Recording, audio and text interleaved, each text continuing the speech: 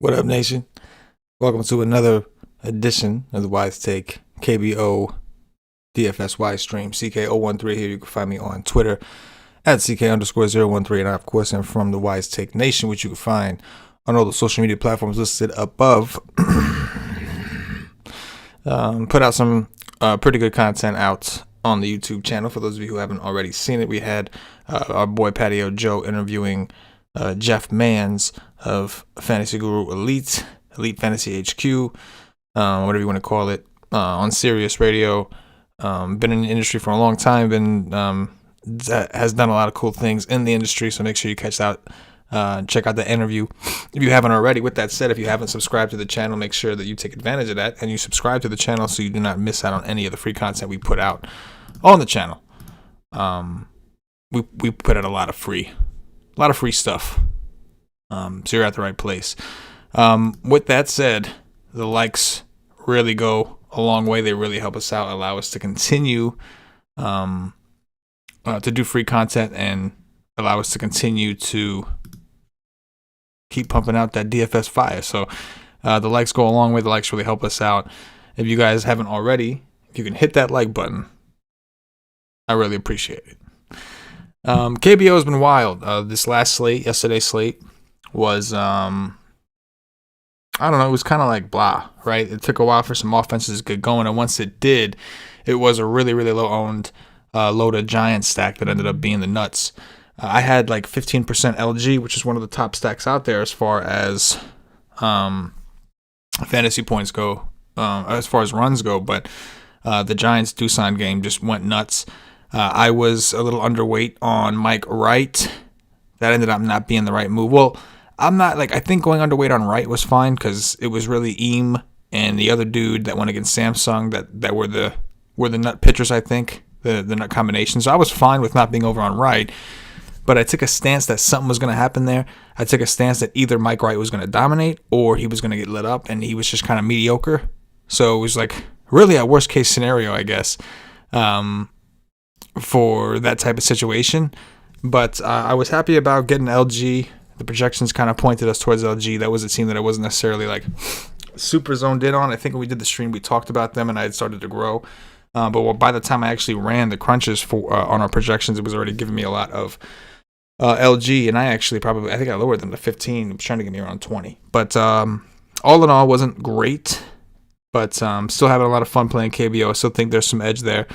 And I've noticed a lot of people are starting to get away from the 5-man stacks on DraftKings. I'm not really sure why. I've seen a few different people talk about a few different reasons.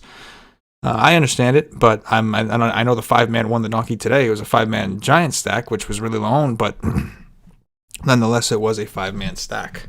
So either way, Larry Banks says I'm late. I know, man. My bad, Larry. I know. I was late today. I had some shit I had to do with the dog. Some stuff I had to take care of. We had the interview running a little bit late, so that ran me behind. Then I had to update everything. I had to run around a little bit. But, yeah, I apologize for being late. You are 100% right. Did you see LG coming? Yeah, Larry, it was funny. I mean, you obviously said this before I went out there, but yeah, we were just saying, I did actually have a good amount of LG. I'm not going to sit here and act like I saw it coming. It was honestly our projections that pointed us there. I guess it recognized the weakness in the opposing pitcher. So based off of what we give grades for, we were getting a lot of LG by the time we ran our projections. And I talk about these projections. Take advantage if you want. I mean, right now, all the content at WiseTake.com is free. Normally, we do charge a service for the content, but right now it's free until further notice, until we hear a little bit more clarity. So I don't do FanDuel projections or anything like that. The name corrections are just too much for a sport that's going to ultimately be temporary. I just don't see DraftKings continuing to throw big money at these contests for KBO once MLB does actually come. So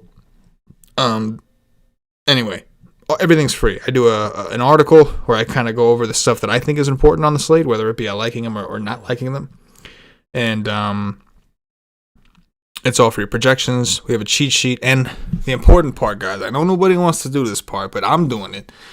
And if you want to seriously make money at this, then you're going to have to do it. And that's wake up or be up, stay up, whatever it is you got to do until all the lineups are confirmed.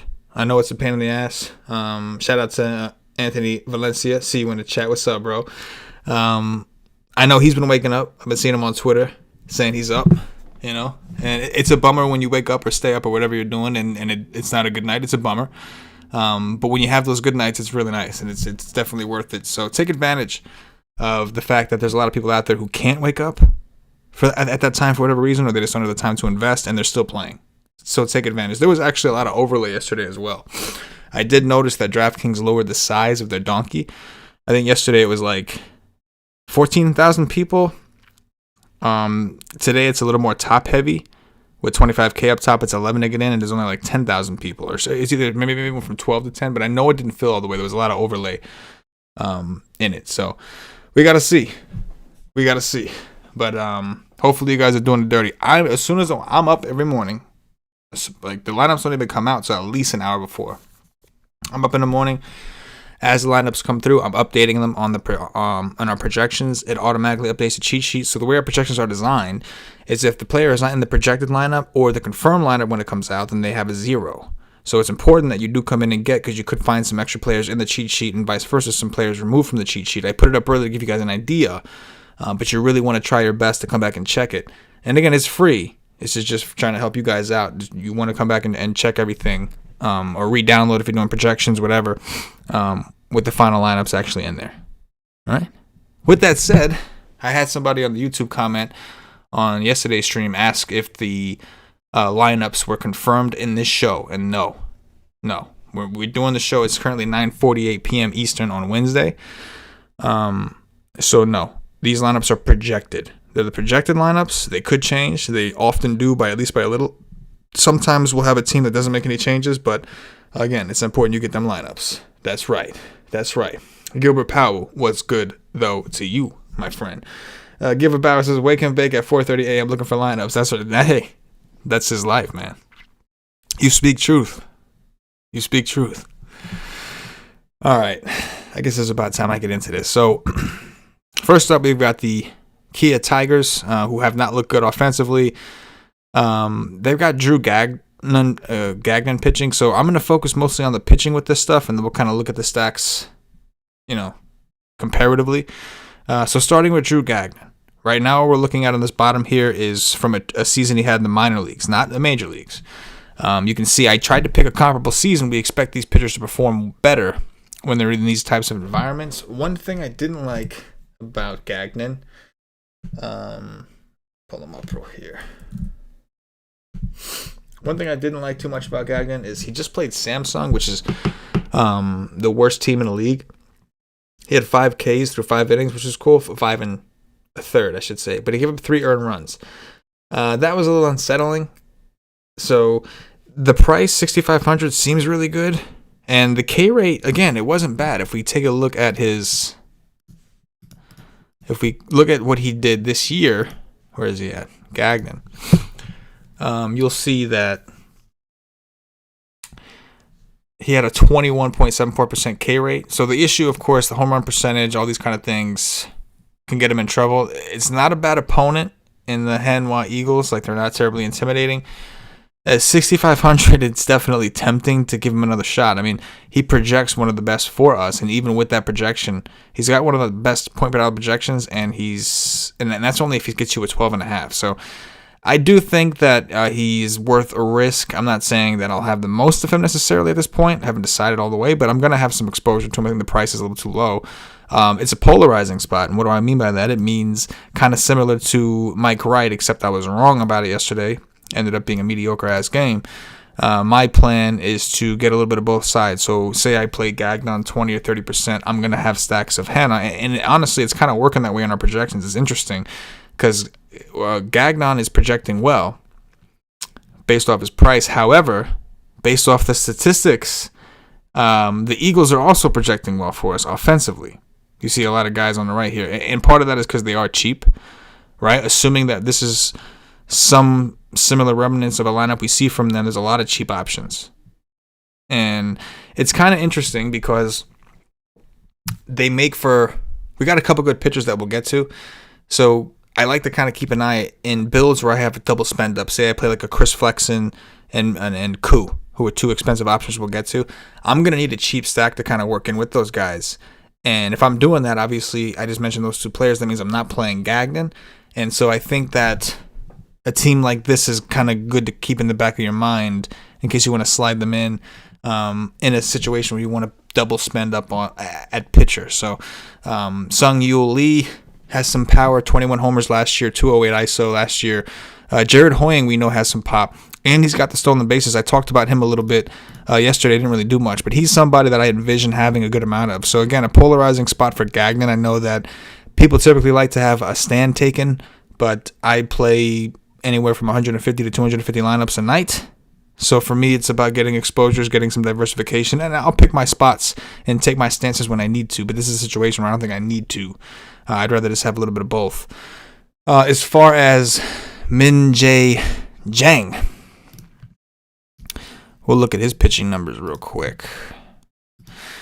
7,500 against Kia. So last year, he had a terrible ERA, 5.43, but the FIP was promising at 3.73. 1.48 whip is not great. 17% K rate in this league is not bad. Home runs are interesting. So if we look at what he's done so far this year, he pretty much is on pace to do basically the same, except the FIP was a little high.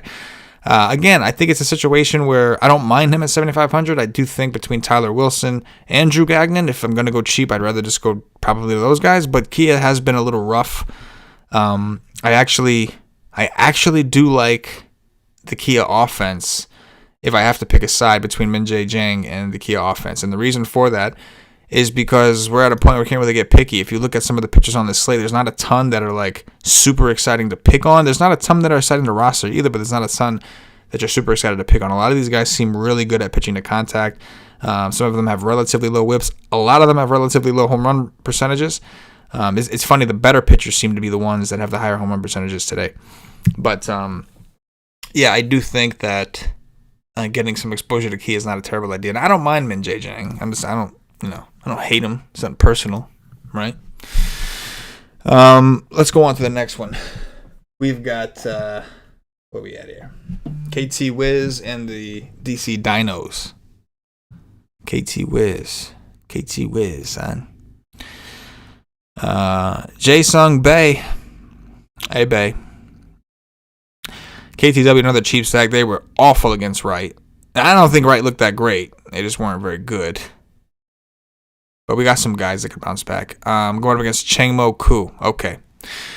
So we'll start with Bae. Not really a ton of interest in Bae for me. It's just a guy that doesn't really strike guys out. I don't want to play that BABIP game. He was good at it last year. He finished the season with a 3.76 ERA, a 3.66 FIP, and only a 16% K rate. So he's obviously decent at pitching to contact.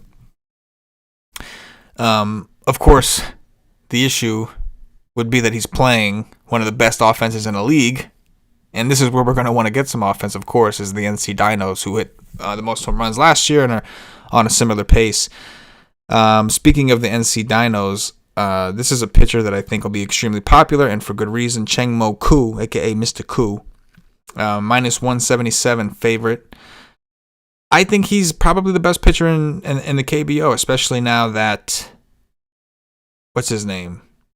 Lindholm is not in the league anymore. He's not with the Brewers. Last year, he was the best. This guy's nasty, man. 25.39% K rate last year. What did he do in this start this year? Went for 31 or something crazy. 36% K rate, and I think that was against Samsung. So let me check and see. I think it was against Samsung, so I don't want to. Yeah, it was against Samsung. So that's the team that everybody bullies on, except for Gagnon. 8 strikeouts, 2 hits. That's it. 2 walks, 6 innings. So we want to temper expectations a little bit, but KT Wiz is not exactly great either. I mean, to me, like I said, like I was talking about that double spend up build. It's like Changmo Koo flexing, and you need a cheap stack to kind of work in. And I did feel like Hanwha and the Kia Tigers kind of fit that build. But yeah, I mean, what's not to like with Changmo Koo? He was awesome in that start. They expect this kid to be awesome last year. He looked pretty damn good as well. last year, 3.5 FIP, 1.178 WHIP in this league. That's very good. And a lot of that has to do with the K rate, the 25.39% strikeout rate. So, yeah, I'm with it, man. I do want a good amount of Chang-Mo Koo, top option on the slate as far as raw points go, I think, and overall pitchers go. So he's somebody I definitely want to make some room for to have a good amount of exposure to. If we get this lineup from KTW, we're looking at about a 17% strikeout rate, almost right under 18%, which in this league is actually kind of high. As far as the offense, I'm just, like I said, we're kind of sticking with the NC Dinos here. Sungbum Na, don't be fooled by the 4 home runs you see here. He didn't play that much. Last year, this guy's a beast. He had a home run yesterday as well. EOG Yang, 20 homers, 221 ISO, 441 WOBA. Awesome. He's a catcher, and he's like one of the best hitters in the league. Aaron Altair left the game early. Keep an eye on his status. He did leave the game early. He got hit by a pitch and left, and I don't know, it seems like he's been dealing with injuries, so we'll have to see what his status is when we get the lineups. That's why it's so important. If you notice the projected runs, this is the over and under that Pinnacle has on the team total. They have the NC Dinos set at 5.5, so one of the higher team totals. I think there's them and Doosan that are at 5.5 today, so definitely a lot of love for this NC Dinos offense, a stack that I plan on getting a pretty good amount of going up against Jaesung Bay. The Bay. Let's move on to the next. What popping in the chat? Let me say what's up. Hit that like button if you haven't already, guys. I appreciate you. Let's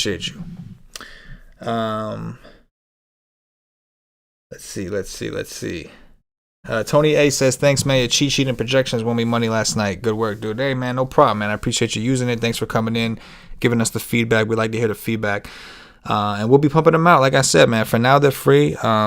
We stopped charging for all our content once the coronavirus stuff kind of hit, the NBA shut down, just as we kind of figured things out. And we're looking for ways to stay busy, looking for ways to keep the nation busy. So we appreciate you guys hanging out and using the content, man. I put in the work. Well, as long as people are using it and having success with it, that's all I can really ask for. So, again, if you haven't hit that like button, guys, please hit that like button. Really appreciate it. We're going to move on to the next game, which is the Doosan Bears and the Lauderdale Giants. I don't see how Doosan's not going to be chalk again, and for good reason, right? Like, there's 2 days in a row they put up monster runs. They lost yesterday against the Giants because they gave up more runs than they put up, but it was pretty impressive. Starting off with Chris Flexen, I think he was pretty good, right? And what did he do? Yeah, it was pretty good. Somewhere around 18, I think, what he ended up scoring. A 4.5 ERA, only a 1.6 FIP. Looks like I got a little unlucky during the game. A 1.3, 25% K rate. Now, if you did notice, this lineup particularly, and this is another reason why it could be important to have the lineups out. This lineup particularly had a very low K rate, right around just under 16%. So we'll have to see if they move things around. Maybe we get a little bit better one. But on the flip side of that, while their K rates aren't exactly like monstrous high, and you can see like part of that is like you see Jae Hyung Chu, we have like zeroed out here, which is bullshit. It's just he hasn't like last year he barely played. That's like, so it's kind of horseshit. But you can see here, this is the lot of Giants. This is the team that everybody expected. They were last place last year in the league. They're like 5-1 or 6-1 right now. It's not sustainable. I think Cheese is good, or somebody had a really good article out just kind of going over the offense, and like there are BABIPs, like their batting average balls in play, all of them are just massive. So it does seem like they're also on the right side of variance in the time being. Now, with that said, I'm not saying you want to play the hot hand. Be my guest, continue to do that. But if you look closely at this team, while you take away this 0, you got a 28% strikeout rate, a 27, a 21. That's actually really high for this league. So I'm not really worried about it. I think I'm looking more so at Flexen than a lot of Giants. I'm just kind of bet against it. They're not supposed to be this good. And look at the players they have. The highest ISO is 180, which was, don't get me wrong, he did well. 22 homers last year, 3.63%. In this league, that's really good. But you're talking about a team that just, in general, really low WOBAs, really low ISO. So I like Chris Flexen, and I like the Doosan offense. Man, we're looking at Si-Woong Park, probably one of the least intimidating pitchers on the slate. Now, I guess we should take a better look at him, right? Let's take a good look. We'll go in. So, last season, 4.2 ERA wasn't bad. Only a 16% K rate. Well, just under 17. Not a big home run guy. The whips. Now, if you notice, a lot of these pitchers that have low strikeout rates have high whips, right? Between walks, hits, things like that, something's got to give. Now, they seem to be pretty good at not letting things pile on. He's been able to keep his ERA and his FIP down. But, again, just kind of looking at the realm of things, we can't be too picky, and the Doosan offense is just rolling right now. So, with that said, I see no reason not to go back to Doosan and as a team you get a good amount of exposure to. Si-Woong Park only put up like around a 4 in his last game. Wasn't great. But it looks like he got a little unlucky as well. And again, going back to the high whip, 1.7, only a 9% K rate. The more the more you pitch to contact, the more you're kind of leaving it up to chance. So yeah, I think that I'm not pitching him. Right? If I lose because I didn't pitch him, so be it.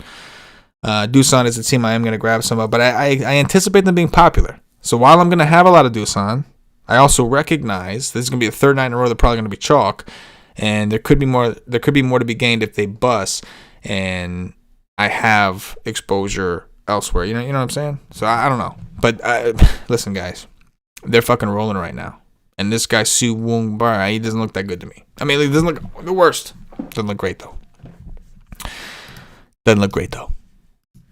As far as Doosan, you know the deal. Jose Fernandez, Sinbu Young for stolen base upside.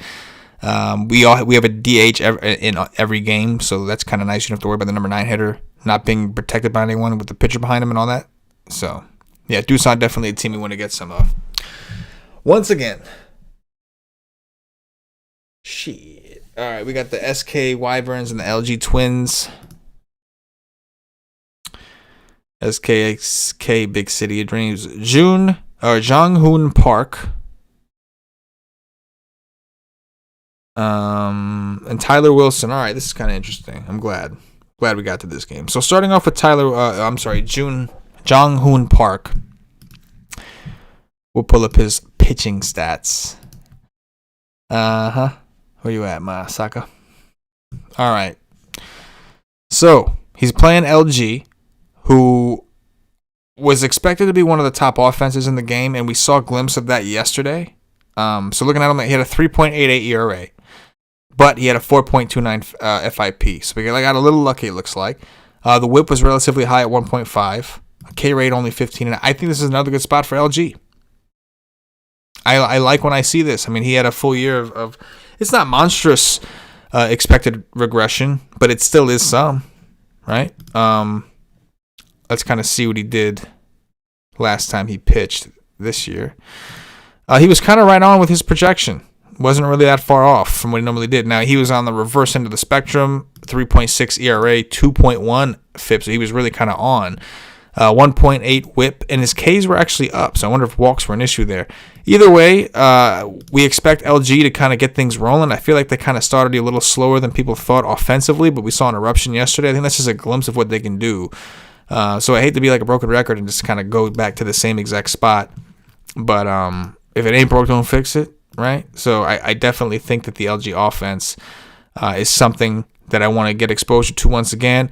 Roberto Ramos is just a freak, man. He's just a beast. He didn't even hit a home run yesterday, but he didn't look too great the first couple at bats, and then he's eventually just he's gonna get it. I think he hit a RBI double or something like that, 2 RBI double, and he continues to be disrespected, just cheap. And again, we're talking about teams that are. It's kind of like they can make it a little easier with these kind of players. Like I can have Flexen and Koo and easily afford a guy like Ramos and some of his teammates. It's pretty wild. So I'm leaning towards the LG offense, no doubt. As far as Tyler Wilson. So Tyler Wilson's been in the KBO, I think, for 2 seasons already. This is his 3rd season, I believe. So these numbers for 19 are accurate for this particular season, which for the Asian players is always the case, but for the foreign players, it's almost never the case. So that's kind of cool. Looking at him, Tyler Wilson. So 7.2 is a good price tag. SK has been a terrible offense. Last year, this dude was awesome. He was awesome. He fit right in with these guys. 2.92 ERA, 2.99 FIP. really low. 1.162 whip, which is huge. Only an 18% carry, but in this league, that's not terrible, right? Didn't give up a lot of home runs. So what the fuck happened to him this year? In that last start, he got destroyed. You can see that negative 6.78. It was awful. His FIP is really high. I mean, it's not as high as the 14, but it's still high, which shows you just had a bad game. A 2.538 whip, an 8% K rate. He was just absolutely terrible. But in his defense, he did play the NC Dinos, who are literally one of the best offenses in the league. In the preseason or in spring training, he played the Kiwoom Heroes in a game and did fairly well. 3.3 innings, went for 14 because he struck out 4, only gave up 1 hit. So I do think that he's going to turn it around. I think that matchup was terrible. This is a much softer matchup. I do like Tyler Wilson. I like the idea of going back. Curious to see if people are on the side of Tyler Wilson or if they're more on the side of the SK offense attacking him. Because if you're just looking at his last game, then you're looking at Tyler Wilson like, yo, I want some. And again, I play a lot of teams, and I advise that those of you who have the time to figure out the art of mass multi-entry, you figure that out. And even if you're not doing it on a large scale, maybe you're building 10 teams, there's no reason not to get exposure to situations or spots that you may think are polarizing where, oh man, it's going to go heavy one way or the other. You're not always right. I wasn't right about the spot against Mike Wright. I thought it would go one way or the other, and I was wrong. It was just kind of mediocre all the way around. And this is one of those spots, right? I could see Tyler Wilson doing well at 7-2 because Mike Wright was more expensive. So him putting up 15 maybe wasn't even enough, right? But if you got 14 from Tyler Wilson, that's probably enough, right? So I do think that I'll go to Tyler Wilson for sure on some teams. The more I think about it, the more I'm liking the Changmo-Ku, Chris Flexen, and then cheap stacks. But we also talked about like the NC Dinos, and there's going to be some other bats that we're going to want that are a little bit more expensive. So again, just one of the more polarizing spots, I thought, these guys here. So the SK bats, Choi and Romac are beasts, but these guys have been cold. They've been really, really cold. And you can see our projections do not like SK, and a lot of that has to do with how good Tyler Wilson was last year, how low his whip was, how low his home run rate was. It just wasn't, they just don't want that. So I think I'm leaning more towards Tyler Wilson here. SK, I thought they were going to be decent. I was kind of sold on the Choi and Romac, and those two are good. Those two are very good. They've got tremendous power, but they are kind of struggling right now.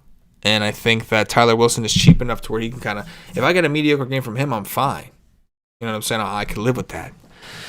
But a situation where if you're going heavy on Tyler Wilson, you're going to want some hedge teams with SK. You're just going to want that because as bad as he was in that last game. Now again, that was the best offense in the league we're talking about. Right, well, one of at least.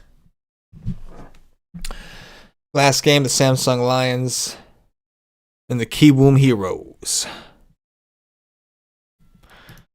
All right, Samsung Lions, worst team, right? They look awful. They strike out more than most teams, and you can just see their wobas and ISOs. It's just not pretty. It's not very good. They've got Chae-Hyung Choi on the mound for them. Home run rate somewhat high for this league, a high whip. K rate actually wasn't bad. Projection not all that bad. Let's take a look at the pitching stats. 7,900. 18% K rate on the season really isn't terrible. It looks like he had a 4.18 ERA but a 3.69 FIP. A little unlucky last year. 1.5 whip, 18. It's not bad, but the home run ball, I mean, that's something to keep an eye on for offense if you're not interested in the pitcher. What has he done this year? He had a really good game, coming off a really good game, but it looks like he got looks like he had some luck on his side there, right? You got a 0 ERA, but a 4.1 FIP. That's kind of strange. So he had 5 Ks in 5 innings against the Kia Tigers, 5 walks. Only give up 1 hit. So he really could have gotten some trouble with that one. I don't mind it. I feel like on this slate, we have options with Changmo-Ku, Chris Flexen. So I guess because we have some of those options, I really didn't talk about Chris Flexen much, did I? I'm going to have to go. I'm sorry. I think I skipped over Flexen a little bit. Did I? Yeah, I must have. I'll go back to it. My bad. But yeah, Choi is coming off a good game. He's playing the Kiwoom Heroes. The Heroes are supposed to be a really good offense. I haven't been impressed with what I've seen, but it's early. I don't want to judge and sneakily, despite the fact that they seem disappointing to me offensively, they're still 6-2, which is the third best record in the game right now. So as much as I want to shit on them, they're getting the job done. And they're playing Samsung. This game can get real ugly, right? So I do like the Kiwoom Heroes offense. I don't think I'm going to play Chae-Hyung Choi. I don't mind him, and it's a shame. I don't really necessarily am dying to attack him, but we have to find a place to go. And looking at his 19 stats, we did see that he is capable of giving up home runs. The whip was really high. And looking at his most recent start, the FIP was really high. I don't know, something seemed off, right? So I think I lean towards the Kiwoom offense, even though I've been playing them pretty much every day and they've been shitting the bed. Byung-Ho Park, where you at, bro? I'm waiting for you to do some dirties. Ha-Sung Kim, 19 homers, 33 stolen bases. I love these kind of guys. Jared Hoying, Ha-Sung Kim, these are the kind of guys I like. Guys that'll steal some bases, guys that'll hit some home runs, and also, hit for everything else too. But yeah, I like KIW side of this as well. Let me go back to the Chris Flexen, which I think is Doosan. I think I just kind of skipped over and didn't talk much about him. So Chris Flexen, let's come back here. This was a AAA number. He looked pretty good in his start. He had I did talk about him a little bit. 4.5 ERA, but a 1.6 FIP, 1.33 WHIP, 25% K rate. The more I think about it, I like the Dinos offense for sure a lot. I like Doosan a lot, and LG. Right? If money wasn't a thing, I like those three.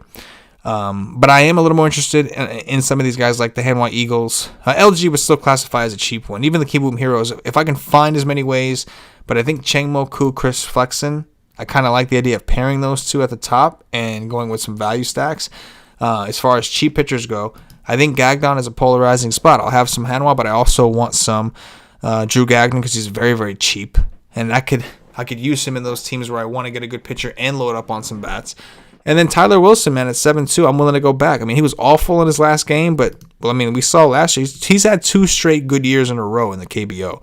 I just don't see him all of a sudden going this shitty. I think SK is not a very good offense outside of those 2 power guys. With that said, anytime I take a big stance on a pitcher or I get exposure to him, I like to have some hedge teams against him. So we'll see what happens. But, that's what I'm looking at, guys. I think it's an interesting slate. It's an interesting one. Let me see what you guys think.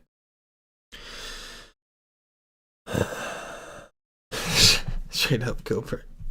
Our boy Anthony says, man, Doosan pisses me off. They are chalk every night. They are bound to bust. Baseball variance has to kick in sooner or later. Yeah, I think it kicks in soon. I agree with you. I agree with you, Anthony. I think it kicks in. Everything's going to kick in. We're going to see a point where maybe a lot of Giants go through a slump. Like we looked into their numbers. Their hitters don't look particularly good.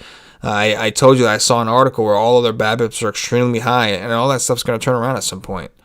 Things are going to regress to the mean. That's why I like to have the 2019 samples ready. And I look at the 2020 samples to kind of see what's happening. But the 19 samples, I want the bigger sample because I think at some point, barring a significant change in someone's physical attributes or someone's physical actual skill level, say somebody's deteriorating, you would expect them to regress towards the mean at some point.